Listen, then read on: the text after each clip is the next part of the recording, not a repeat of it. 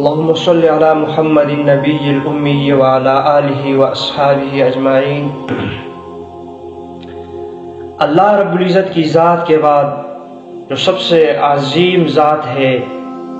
وہ پیغمبر صلی اللہ علیہ وسلم محسن کائنات اور مسلمانوں کے محسن ہے۔ آپ صلی اللہ علیہ وسلم سے محبت وہ ایک مسلمان کے ایمان کا تقاضا بھی ہے اور کامل ایمان کی نشانی بھی ہے، بلکہ انسان کا جو ایمان ہے اس کی تکمیل وہ پیغمبر صلی اللہ علیہ وسلم کی محبت پر ہے۔ یعنی جس کے دل میں پیغمبر صلی اللہ علیہ وسلم کی محبت نہیں ہے تو آپ صلی اللہ علیہ وسلم کا صریح فرمان اس کے بارے میں موجود ہے، لا یؤمن، یہ انسان مومن ہی نہیں ہے۔ آپ صلی اللہ علیہ وسلم کا ارشاد ہے کہ جس کے دل میں میری محبت والدین سے اور اولاد سے اور تمام لوگوں سے بڑھ کر نہ ہو، وہ انسان اپنے آپ کو 1000 بار مسلمان کہلوائے اور کہتا رہے اپنے آپ کو مسلمان، وہ مسلمان نہیں ہو سکتا ہے، وہ ایمان والا نہیں ہو سکتا ہے۔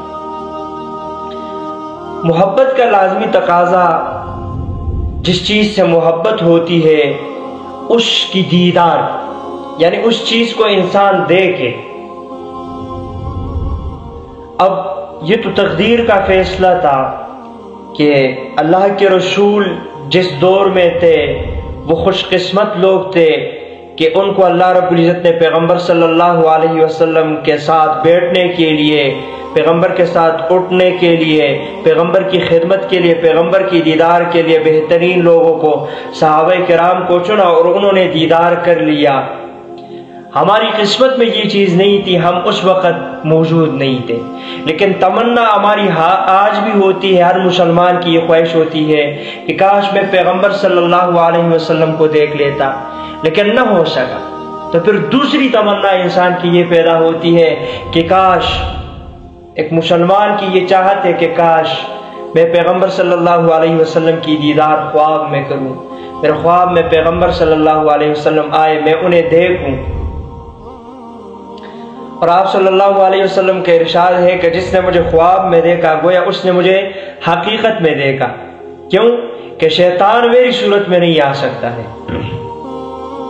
اب یہ ہے کہ پیغمبر صلی اللہ علیہ وسلم کی دیدار وہ کس طرح سے نصیب ہوگی۔ خواب میں پیغمبر صلی اللہ علیہ وسلم آئے،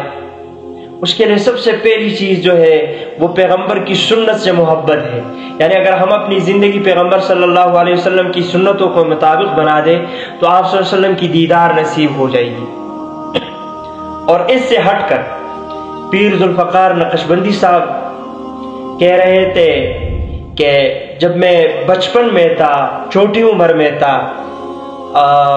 چوتھی 5ویں کلاس میں جب میں پڑھ رہا تھا تو اس وقت میں نے ایک کتاب لی اور اس کتاب کو میں پڑھا کرتا تھا۔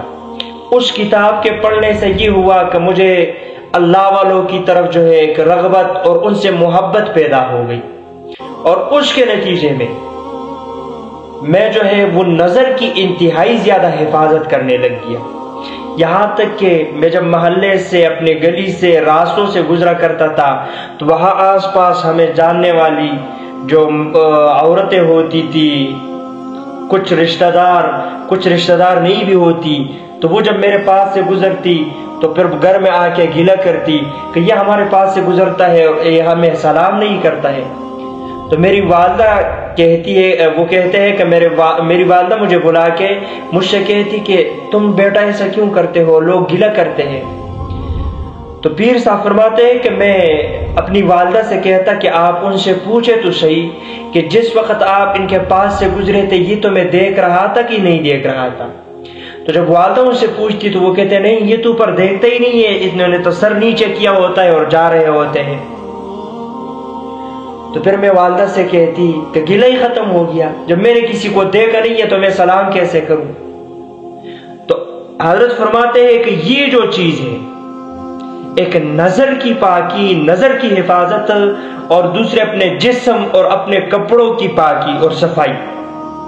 عام طور پر لوگوں کی عادت ہوتی ہے کہ جب رات کو سوتے ہیں تو گندے کپڑے پہنتے ہیں اور پھر کہتے ہیں کہ اچھے خواب نہیں آئے، پیغمبر صلی اللہ علیہ وسلم کی دیدار نہیں ہوئی، یا جسم گندا ہے۔ تو وہی جس کا جسم گندا ہے، جس نے گندے کپڑے پہنے ہوئے ہیں اور وہ اتنی بڑی تمنا کر رہے ہیں، اتنی بڑی چاہت،